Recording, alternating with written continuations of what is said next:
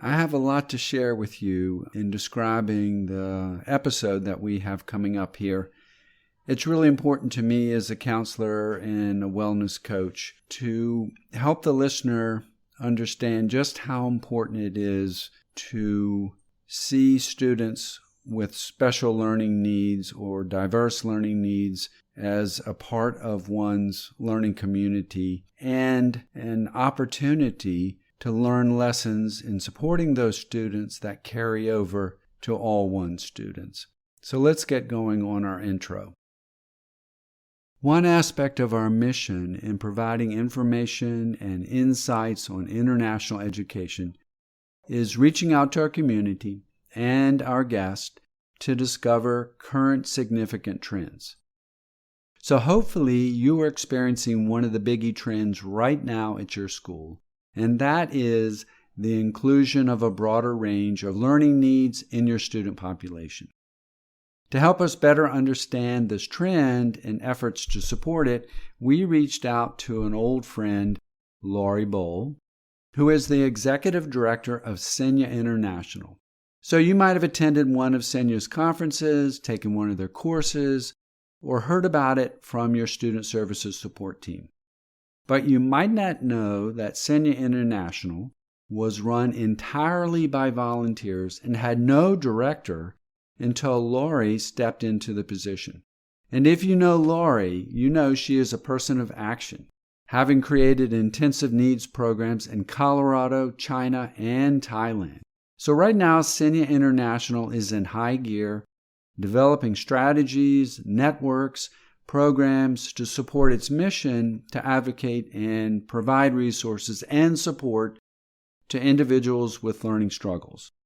To learn more about Laurie, definitely check out our show notes. But better yet, visit the SENIA International website to learn about Laurie's story and, yes, of the SENIA team's story. It definitely is a team. It's this growing network, so go there to learn more about it. All right, so we covered a lot. Laurie really taught us a lot about what's happening in the world of SENIA International. So let me give you the rundown to help paint the picture a little bit. So here's some of the topics. We, of course, looked at SENIA's origin story and mission. We delved into Laurie's personal story as an advocate and leader for inclusion. We looked at some of the highlights and the takeaways from the recent SENIA conference in South Africa. And we looked at some of the terms that one uses in this field, like neurodiversity, multi-tiered systems of supports, or MTSS, and my personal fave, Universal Design for Learning, or UDL. We also looked at the huge lesson that expanding one's instruction to a broader range of learning needs really benefits all learners in the classroom. We also discussed how learning support teachers collaborate to help integrate instructional strategies in partnership with classroom teachers, and that more and more international schools are, yes, becoming increasingly inclusive of all learners. We also looked at the trends that are in place and how SENIA is supporting them through multiple program offerings. And of course, we talked about the future plans for SENIA. We recorded this episode on March 27th, 2023. We now give you Laurie Boll, a force to be reckoned with.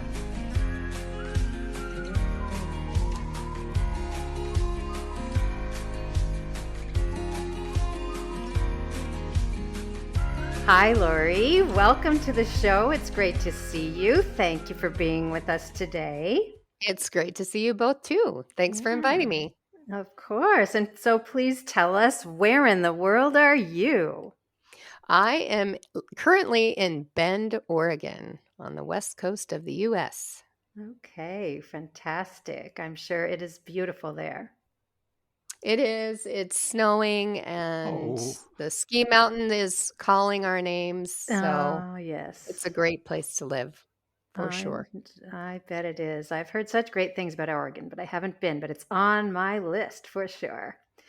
So one thing that we start out with is a going global story. So I'm wondering if you have one for us today. I do. So I have a son. My husband, Michael, and I have a son with special needs. His name is Braden. He's 23. He is autistic and has an intellectual developmental delay. So we have traveled the world with him, taught overseas with him. When we first moved to China, Shanghai, China, I was working at a small school for children with special needs, and I was the principal of that school. And I felt very alone and isolated because there was no one else seemingly in the whole city who taught children with any sort of learning disability or special or intensive needs like Braden had and the children at my school had. So I got online one day and searched for conferences overseas that I could attend to meet and learn from my peers. And I found SENIA International. And SENIA at the time was the special education network in Asia. And they were holding a conference in Manila, Philippines. And I went there and I met people who changed my life completely. I met people who had that love, that passion for teaching children who learned differently than what we're all used to in the international schools, those typically developing peers that you teach them to read, they learn to read. Yeah, Teach right. them math, they learn math. And so I found my peeps at SENIA, and it opened my eyes to a whole new world. And I believe I'm going to be talking about that whole world today on the podcast. That's beautiful. And yes, you are. And it was interesting. One of our advisory group just emailed us today saying, when are you going to talk about supporting students with special needs? So this is apropos. The timing's worked out. Well, there you go. Yay. Good. All right. So we do have our usual big question for you here, Laurie. And Good. it is, what is SENIA and what are your future plans for the organization? So let's unpack that with some smaller questions. So the first one, you've given us a little bit on how you got your connection with SENIA. So how did SENIA start and what really does it do? Sure. In 2002, there were a group of teachers in Beijing, China, who taught learning support and again felt isolated and alone in their schools because, as we all know from the past international schools we've been at, there's been little support for kids with any type of diverse learning need. Mm-hmm. In fact, at a school I taught at in Saudi Arabia, my very first introduction, we had a student who was asked to leave my classroom because she was performing 2 years below her grade level peers. And that to me didn't seem right, but I didn't know, And then as I made my way through the international school circuit, I realized that this was kind of a common thread. And so in 2002, as I said, those group of teachers, they decided to meet. They formed a group called the Special Education Network in Asia, and they started having yearly conferences where they would meet, learn new strategies, learn from each other. Eventually, they started having small groups coming from different cities around China, and it just grew. It grew internationally. And so that conference I told you about in Manila, that was their first outside of China. And since then, SENIA has grown. It has grown to every continent in the world except North America, if you can believe it. And we have regional and local chapters throughout the world. And I'll tell you a bit more about that later. But you asked what we do. Our mission is we are a network of parents, teachers, educators, and professionals and students who advocate for and provide resources for individuals with disabilities. Our overall vision is to live in an inclusive world. So we do that through learning, connecting, and supporting. And our learning is through conferences. We have a virtual conference every year where we get well over 2,500 people who attend. Wow. We have in-person conferences, which we had one in Bonn, Germany in the fall and one in Johannesburg, South Africa this spring. We also have courses and certification programs. So we have a level 1 certification program for any interested teacher, general education teacher, specialist teacher, or learning support teacher who wants to know best practice on how to support individuals with learning disabilities. We have a new certification program opening up for teaching assistants. Cool. As we know, teaching assistants don't often get professional development, so we wanted to change that. We wanted to give them the tools they needed to best support the individuals whom they support.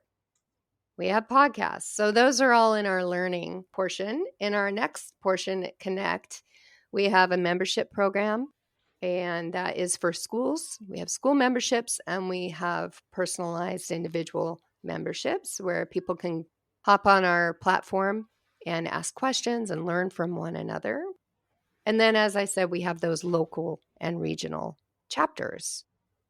Finally, in our support, we offer awards and scholarships to advocates, adult advocates, and also student advocates. And generally, those are people who have some sort of learning disability and advocate for themselves or others. And then we also have awards where we provide people with conference scholarships or certification scholarships so they can take our coursework. So it's a lot that we do. And I should mention that we're a nonprofit and we're just doing a lot all the time. We're very busy. Wow, that's So. fantastic. I'm curious about the extent to which you were involved and if you became the head of it while you were still teaching and being a mom, by the way. Yes, thanks for asking that. In 2019, in November, our board met, and since SENIA started in 2002, it has been run by a group of volunteers. Wow. And so a group of dedicated individuals who just want to do what's right for our kids with learning differences. And so in 2019, our board met and we decided that we couldn't keep doing this as is. We needed someone who could take the organization and work with it full time rather than on a volunteer basis. And so at that point, I was elected as executive director. And the timing really couldn't have been better because in 2020, as we all know, COVID happened.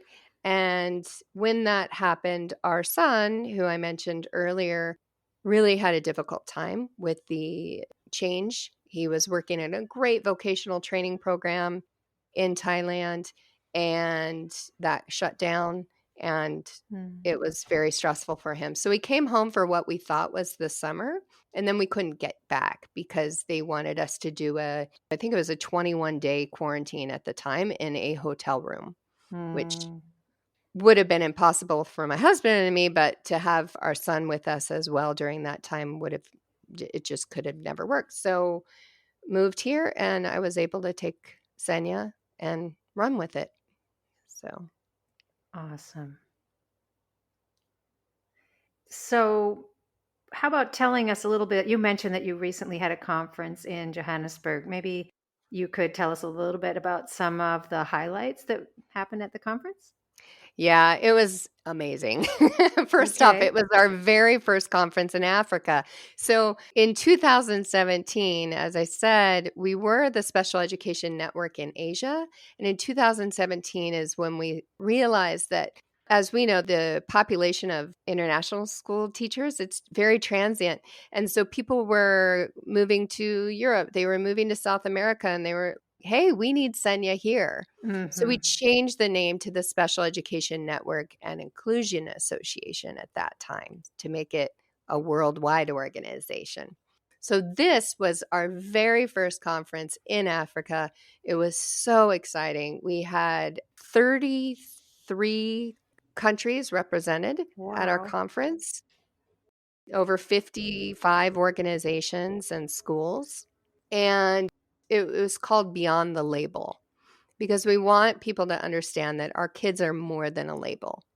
They are musicians, they're track athletes, they are anything and everything. They're not just their label of autistic or dyslexic or whatever.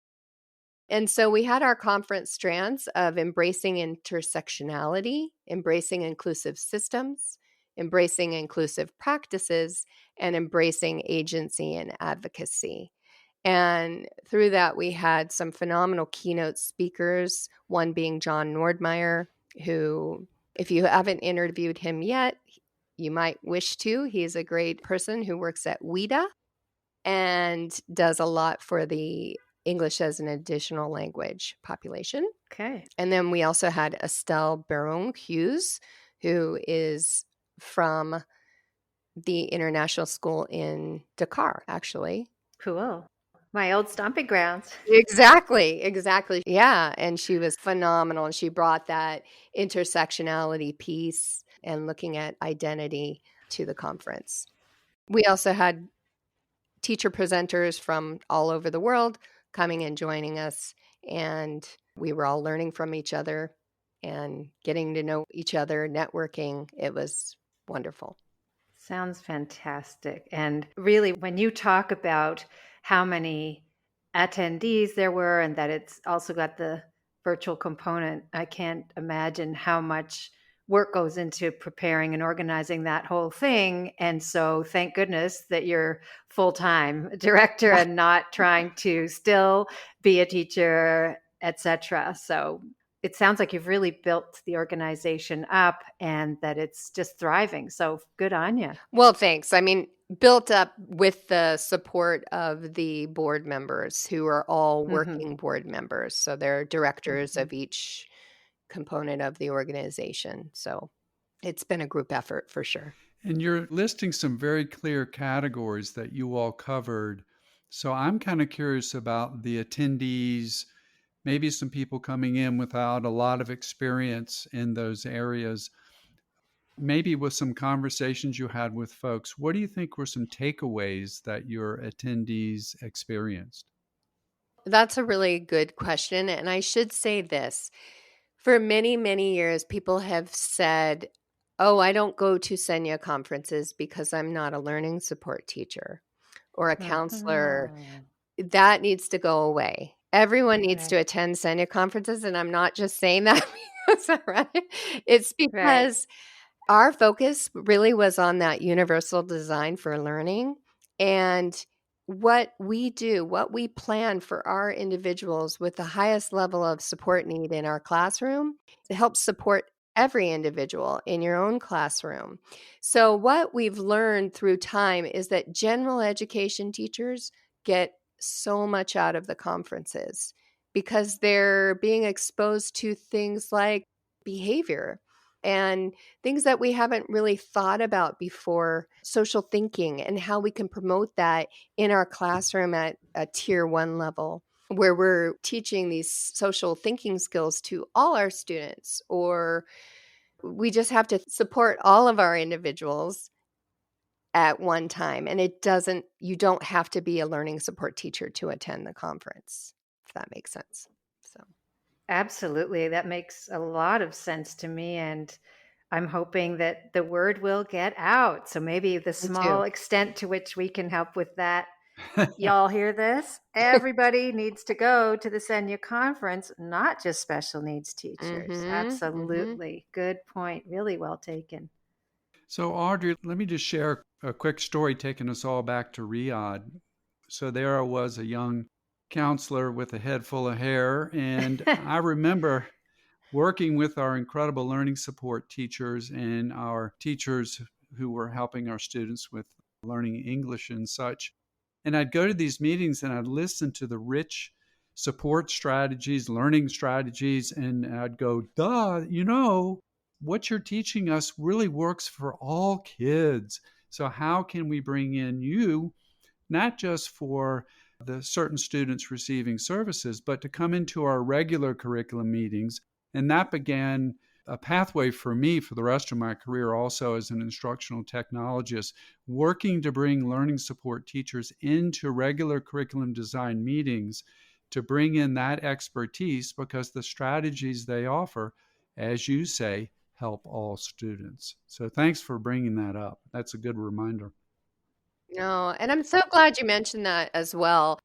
One thing that we're really working on changing the mindset is that they're your kids. So, as a learning support teacher, quite often that's what I've heard. Oh, well, I don't need to Uh-huh. worry about that child. He's yours. Well, no, he's not mine. He's ours. Any individual that walks in a Right. school door belongs to all of us. And we all have that responsibility to teach children. And so we want to stay away from that silo system. And we want to work on all of us educating all of our students. Right. And beyond that, I think it's important to acknowledge that every person and every student, every child is in some way a special needs person because they're individuals. And so all of these special needs conditions, I guess, if that's the right word, can be seen as being on a spectrum to some extent. So everybody has some kind of learning Yeah. challenge in some area. And so the more that we can diversify and be more inclusive in a general sense, the better, like you said earlier, the better it is for all kids and for the teacher. Well, it's a good point. We're actually trying to get away from the term special education Hmm. because it's not special education, it's education. Right. Right now, we're keeping it just because that's what we're known by. Hmm. But you're right. Individuals are neurodiverse, and we need to celebrate that neurodiversity. So, what's the new term that you're looking at circulating so we can get it out there? Well, Emily Liddell, who wrote the book Demystifying Disabilities, says we just need to say disabled, get it out there, but also neurodiverse. And just that understanding that all brains are different and we all have some sort of probably neurodiversity. And I think about my own executive functioning challenges. I have a very short working memory. And so, like, if I set my keys down, I cannot find my keys. Been there. You know, I have some other issues with my executive functioning. So just bringing that knowledge to all our students and helping everyone understand where their strengths lie and then where their challenges are is very important so we can all see each other as neurodiverse learners. That's fantastic. I really like that perspective. Thank you. So that leads nicely into our next question. When somebody works with SENIA, Mhm. what are the various levels of support that they learn about that schools can offer their students? Do you have a framework, or how do you sort of present the big idea? Yeah, that's a really good question. Kind of our future goals are that we are going to have an accreditation program Mm, through SENIA. So we will have that framework. It exists. We just haven't started the process yet, but we will work with schools to help them along their inclusion journey and have that framework. Right now, we have a school membership program. So our school members can have a Q&A session with someone on our board. We have a list of kind of experts, and they can determine who they want to speak with as a member of school. And that's one of their benefits is we can give them some advice along the way because we want schools to be inclusive. So we want to help them get there. okay, thank you. And getting a little bit into the weeds, could you go over the tier system that schools can use? Yeah. So we talk about the multi-tiered system of support. MTSS is the acronym that you might see going along with that. With that comes in UDL, so Universal Design for Learning. Tier 1, that's your universal support. So it supports for all students in the classroom. That's what I was saying is that if you teach all students about executive functioning, then you can build in some interventions in the class. You can do some teaching. Universal Design for Learning is a tier 1 support. Tier 2 is for your students who maybe are struggling in certain areas. And so you might have that learning support teacher in there who is co-teaching with you or providing some tier 2 intervention. They're always research-based and taught to fidelity, these interventions. And so it's always done with data. You want to make sure that you've got data and that a tier 2 intervention is short term. It should only last 4 to 6 weeks. And then you review to ensure that the intervention has worked. If it hasn't, then you need to figure out a new one. Tier 3 is more intensive interventions. Again, it's short term. No one's ever stuck in a tier. So you wouldn't want to call someone a tier 2 student or a tier 3 student. And that tier 3 is usually with the learning support teacher or another specialist in the area. So the interesting thing about MTSS as compared to RTI, which you might have heard about a while back, is MTSS includes behavior support. So we talk about supporting all learners in the classroom with behavior, and you can give them the tier 2 intervention or the tier 3 intervention as well. SENIA has a whole course on this because it is pretty in depth, and yeah, you can go diving in the weeds there. I have to share and a shout out to Jacob Humes, who is the school psychologist at my last post in Vietnam and quite a bright leader. And he put a framework together, just like you're saying right there at my last school, and did an excellent job of communicating that out to staff and to understand the partnership of the learning support team working with them. So there are leaders out there in your organization who are spreading the word and helping people better understand how to support all learners, as we're saying. And what's again important is that MTSS is seen as school-wide. It's not just the learning support teachers. This is a school-wide approach that everyone needs to be on board with. Everyone should be included, if I might say it that way. Bang. Yes. There we go. All right. We've kind of looked at the past and the present. Let's go forward a little bit. So what are some trends you see that are coming together in terms of serving students with various learning needs? And are more international schools working to become more inclusive of all learners? They are. So if you think back to when I first started overseas in 1992, we didn't support hardly anyone. Like I said, that one student was asked to leave my classroom for just being 2 years behind in reading just one topic area. Schools have started to become more inclusive in generally they're supporting what we would call mild learning disability category. But it's a spectrum really, because you've got schools that are supporting the mild to the schools that are supporting more moderate needs. And then we've got a growing number of schools who are building intensive needs programs. And quite often we call these life skills programs, life-centered education programs. And they are supporting students like my son who never had an opportunity to attend an international school.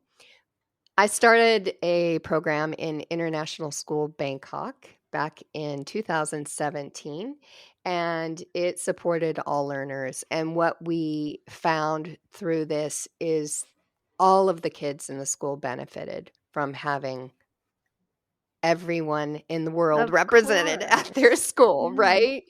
And so it was truly a beautiful experience, and more schools are opening them yearly. We're getting requests from schools worldwide asking for support on how to open an intensive needs program in their own school. So it's pretty exciting. It's just growing and growing and growing. It's fantastic to hear. Mm-hmm. Tons of schools in Africa. They have become really inclusive, and it's really beautiful. Excellent. So, what kind of future plans do you have in the works for SENIA? Yeah, well, as I said, SENIA is super busy, and the accreditation piece is Hmm. definitely one of them. We're also building a level 2 certification program that we hope to open January of 2024. And just last week, we opened SENIA Academy, and that's our own platform for all our coursework. And we're sharing other people's coursework on there as well, as long as it fits with our mission. So, really, we just want SENIA to grow. My goal is that every international school joins Great SENIA goal. so they can get the support they need along their inclusion journey. Absolutely. And, We're here for them. even if they never ended up with students that are neurodiverse to that extent, they can still benefit. So I think that's, Yes, exactly, because we've got going back to that universal design for learning. Who can't benefit from that, right. right? No, exactly. So, yeah. Fabulous. Now, you shared with us off air that you also have a podcast. Can you tell us a little bit more about that and anything Yeah. else you might like to share as we start to wrap up? Sure. So, started the podcast about 2.5 years ago, I believe. We've got almost 80 episodes. I interview experts in the field of special education, disability advocates, family members of individuals who are neurodiverse, just a whole plethora of guests. And really, what we try to do is give people strategies to take with them right away that they can take back next day to their classroom and implement.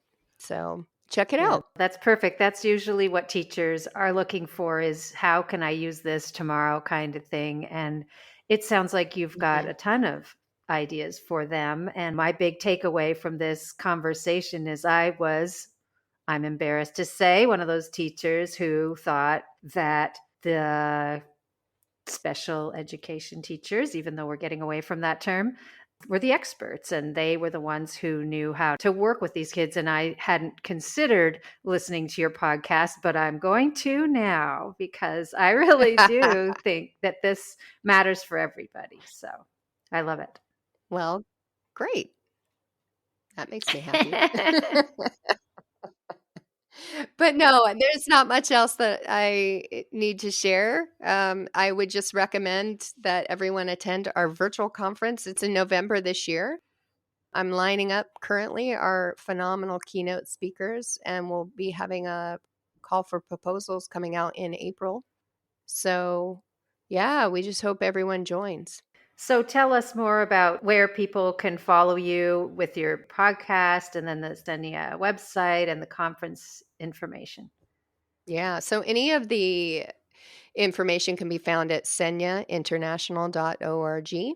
That's where you'll find all our conferences, certification programs, podcasts, and ways to join the local and regional chapters, ways to join membership or apply for scholarships.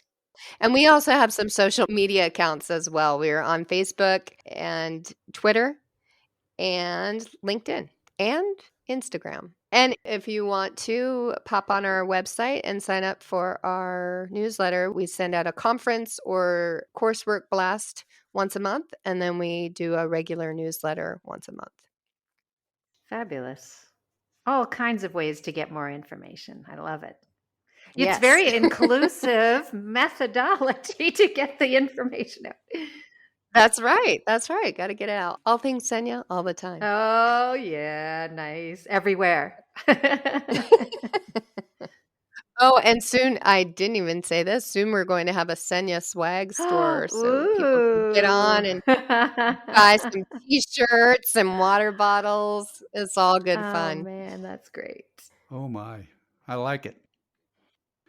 All right, Laurie, this has been filled with helpful information and really bringing in that idea for our listeners to say, this is for all learners that we're trying to support them and let's expand your toolkit. And I Right. can say, as a UDL geek going way back into the early 2000s, that was a big part of my effort as an instructional technologist and designer to get teachers to say UDL, we're going to use it for all your students and how you present information and how you give students the opportunity to create and share back their understanding. So that if folks haven't heard about Universal Design for Learning, look it up.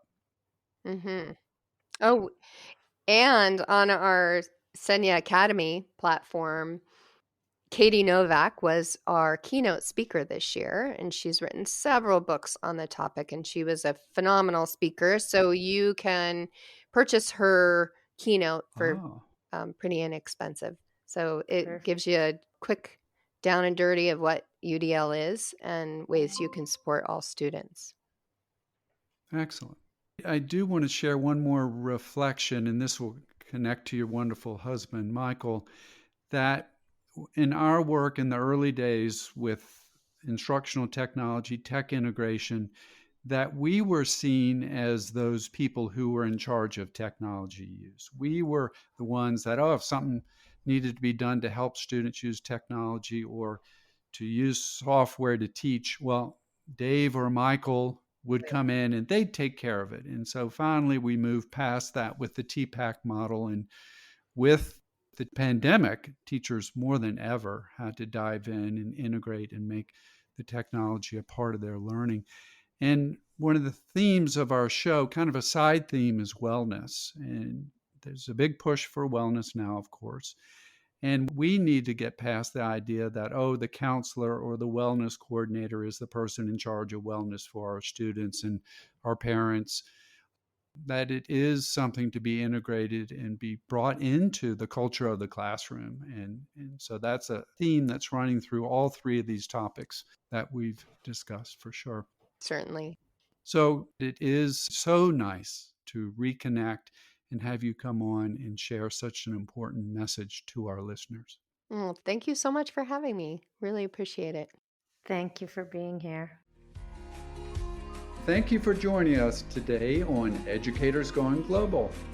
You can find this podcast on Apple Podcasts, Spotify, Google Podcasts, and all the other usual suspects.